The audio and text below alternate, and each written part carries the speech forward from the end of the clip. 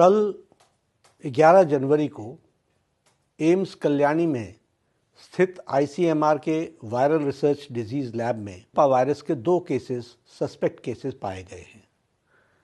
Nipah virus infection एक गंभीर zoonotic बीमारी है जो बहुत तेज़ी से फैलती है।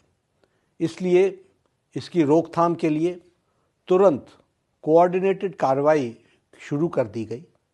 कल रात इन केसेस की सूचना मिलते ही हमारे भारत सरकार के स्वास्थ्य सचिव ने वेस्ट बंगाल के मुख्य सचिव और प्रिंसिपल सेक्रेटरी हेल्थ के साथ स्थिति के बारे में चर्चा की।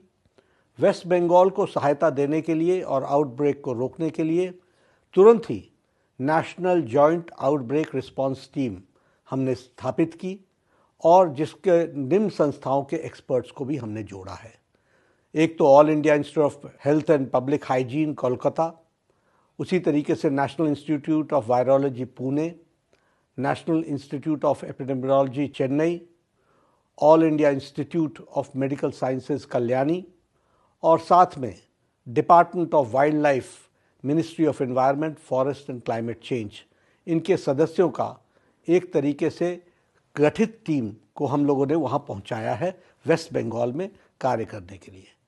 Nipah virus disease communicable disease alert के जो हमारे नॉर्म्स हैं उसको भी केंद्र सरकार गाइडलाइंस को राज्य के इंटीग्रेटेड डिजीज़ सर्विलेंस यूनिट के साथ साझा कर दिया गया है। National Centre for Disease Control और public health emergency operation centre को भी एक्टिवेट कर दिया गया है। भारत सरकार इस घड़ी में वेस्ट बंगाल सरकार के साथ दृढ़ता के साथ खड़ी है। भारत सरकार पूरी तरीके से टेक्निकल, लॉजिस्टिकल और ऑपरेशनल सपोर्ट दे रही है। राज्य को आउटब्रेक के इफ़ेक्टिव मैनेजमेंट और रोकथाम के लिए लेबोरेटरी सपोर्ट हो या फिर सर्विलेंस हो या केस मैनेजमेंट हो, इन सभी के लिए हमने अपनी पूरी ताकत मोबिलाइज़ की है।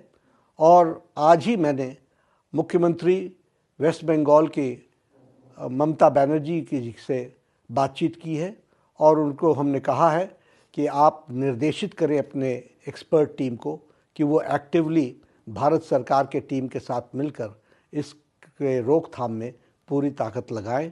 और उन्होंने मुझे आश्वासन दिया है, ममता जी ने, कि वो एक्टिवेटेड है, उन्होंने डिपार्टमेंट को एक्टिवेट किया है और भारत सरकार और प्रदेश सरकार दोनों मिलकर के इस डिज़ीज़ को कंट्रोल करने के लिए ज़मीनी स्तर पर कार्य कर